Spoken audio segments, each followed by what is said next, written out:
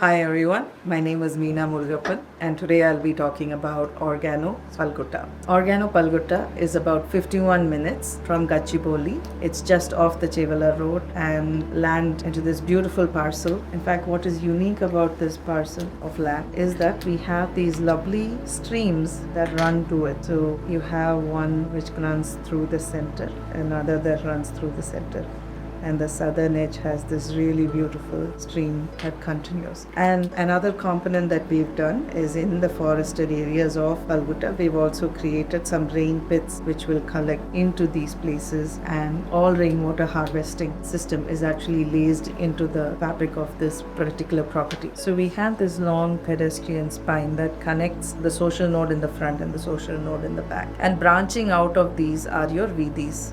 On either edge of the Vidi, you have a green buffer which leads you to the property itself. And to ensure that there is an interesting street experience, the homes are staggered slightly, creating these pockets and creating this widening and narrowing of the Vidi, similar to how typical villages are. We have about 9 clusters, so each cluster of homes varies anywhere between 20 to 15 homes. All of the clusters back towards these lovely native forests. And through the clusters you have, in some places, you have these beautiful streams that cut through and connect to this larger southern stream. So we have this trail that kind of weaves through the entire property, which is for cycling and for walking. It's a great place in the mornings when the birds wake up, and it's wonderful to hear when they roost in the evening as well. In Organo Palgutta, some homes overlook a forest, some homes will overlook set of farm patches, so they are kind of distributed based on proximity. And of course, the clubhouse addresses 3 programmatic needs. One is the social, be it a space to meet your neighbors over breakfast or dinner, host family events or neighborhood events, and then you have the banquet hall with its own private party lawn should you want to host larger family events, or your college reunion could be a place to celebrate your parents' wedding anniversary or maybe your child's graduation. Then we of course have the movie theater, which is a 24-seater specifically to kind of bring families in the neighborhood together so you can watch the latest movie instead of individually seeing it at home.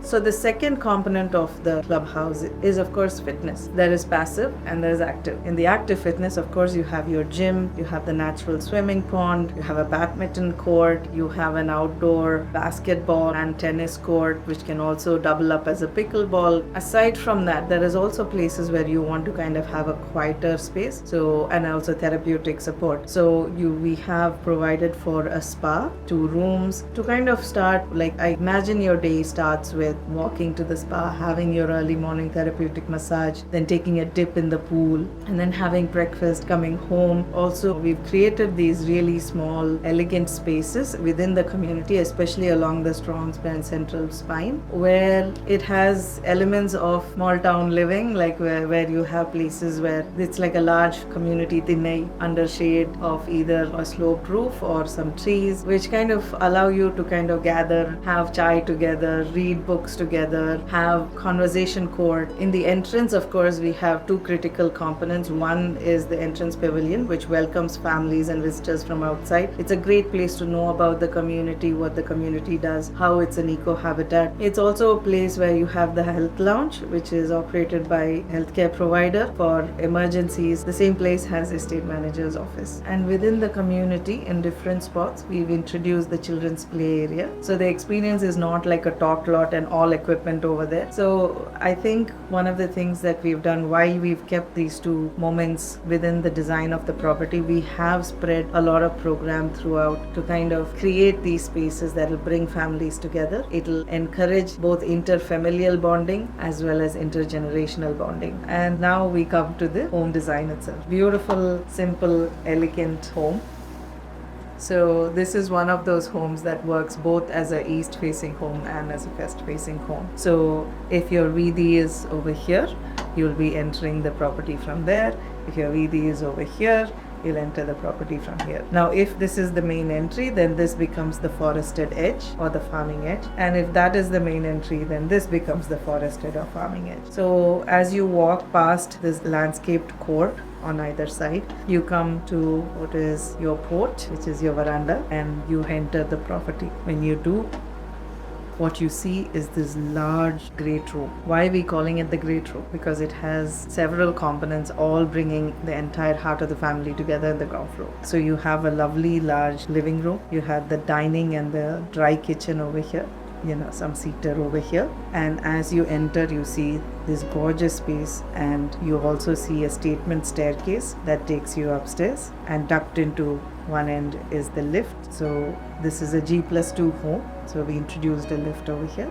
And on the southwest you have the study or the home office, which can also double into a guest bedroom should you need it in the ground floor. So there's space for dressing, there is space for a sofa or a pull-out bed, or even a bed if you're making it a guest bedroom. So on the ground floor you have this wonderful large space, and on either edge of course you have the green buffers again.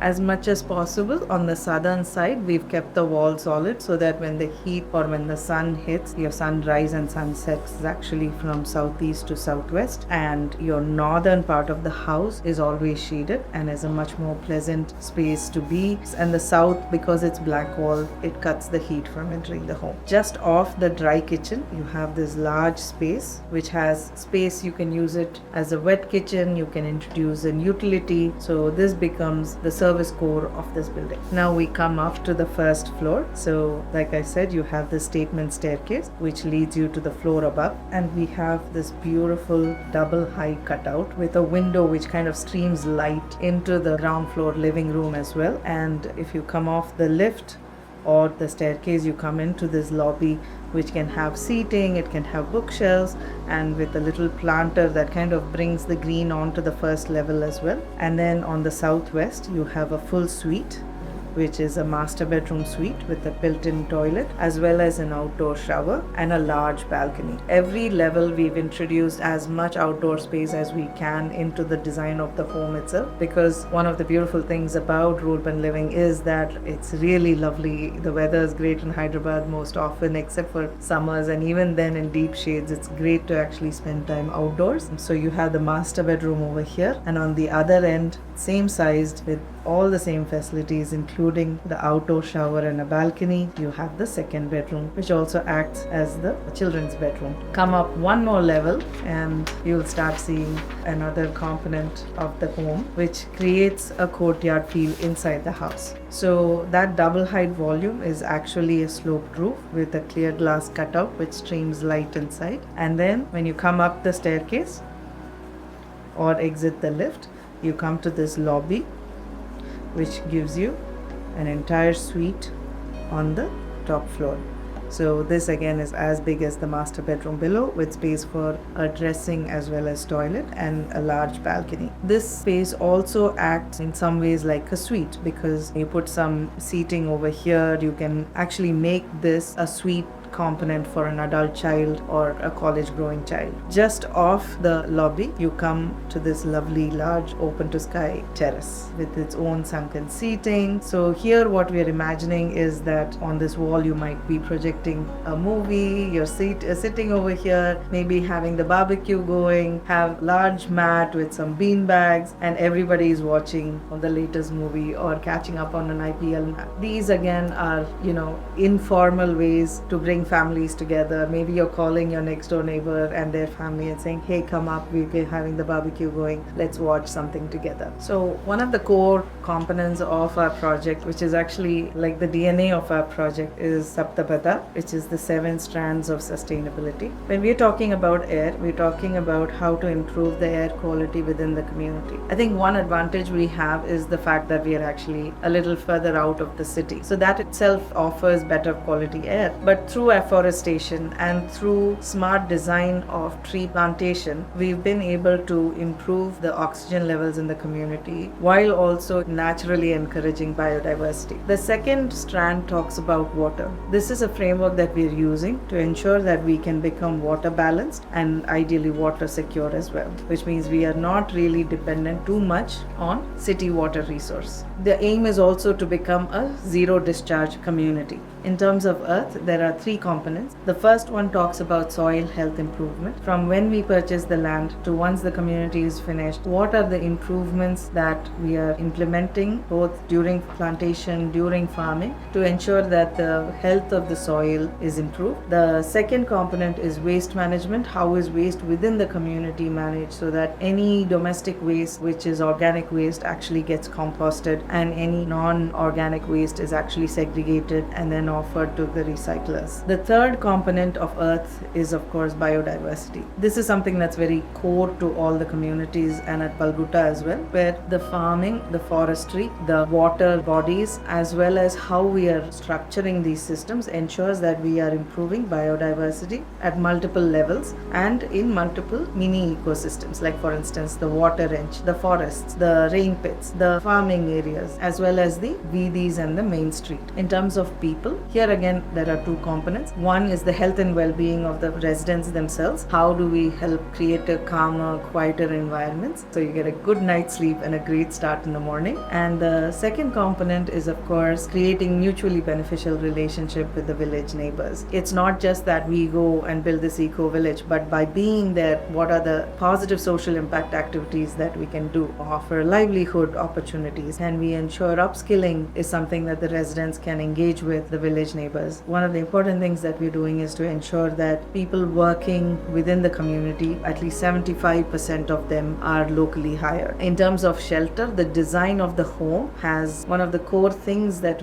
core ideas that we are trying to do in the home design is improve thermal comfort within the home without too much reliance on air conditioning, because that by itself also brings down the energy load in the project. And of course, in another component of a shelter is to explore different materials within the common area buildings as well. There is a lot of innovation in construction, in materiality, and in construction technology, and we will be exploring those in the design of these public spaces. Food is very critical. There are 3 components of food. So there is farmed food, there is forestry food, fruit forest, and of course there is Goshala. Goshala provides access to fresh milk. The fruit forests provide access to safe and witnessed fruits, and of course farmed food is also another source of safe and witnessed food that's being raised in the community. We are a net zero community. That means that we are producing as much energy as is required for all of these families and the community areas, and that we produce as much energy as we need to consume. In Palgutta, we are looking at power generation through solar panels. In all of these, what you would have noticed is the intent is to produce and then consume, but also be conscious about consumption. In all of these strands, one of the things that we